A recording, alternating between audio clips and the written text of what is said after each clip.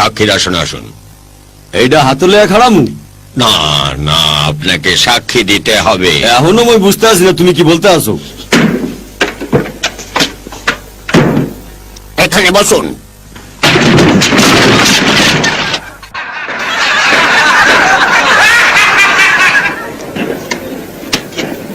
বোকার কারে কয় ওকে চেয়ারও বইতে হয় না, শক্ত করে চেয়ারে বয় বয় কইতেছি। চেয়ার উল্টাই গেল মুই কি করবো?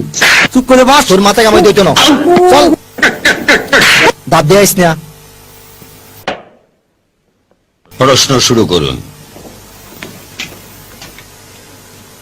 বিপুল, আপনি সমস্ত ঘটনাই কোর্টের সামনে খুলে বলুন। অবশ্যই। মিস জেল যখন নাচছিল সেই সময় আপনি কি সেখানে উপস্থিত ছিলেন এবং সেখানে বব উইল কি এসেছিলেন? আমি অবজেকশন জানাচ্ছি, এই কেসের সাথে এর কোনো সম্পর্ক নেই। অবজেকশন সাসটেন্ড। মিস্টার বিপুল, আপনি মিস জেল এবং বব উইলের মধ্যে মারামারি হতে দেখেছিলেন? যদি দেখে থাকেন তাহলে আপনি কোর্টের সামনে তার বিস্তারিত বিবরণ খুলে বলুন এবং তা পেশ করুন। জেসপা রায় কইতেছি সংখ্যাটা হবে ৭৭। ৭৬? এটাও হইতে পারে। অনুরোধ রক্ষা করা হলো, এবার প্রশ্ন করতে পারেন।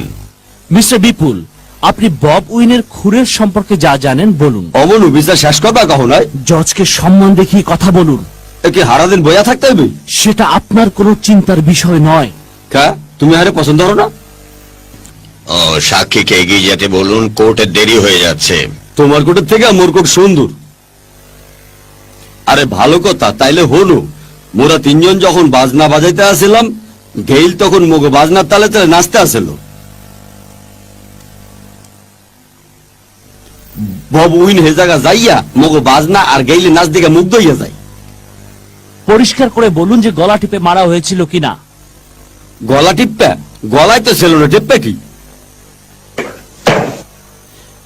এমন ভাবে বলুন যেন জুরিরা সবকিছু বুঝতে পারে। এটা তো হক বলতেই জানে।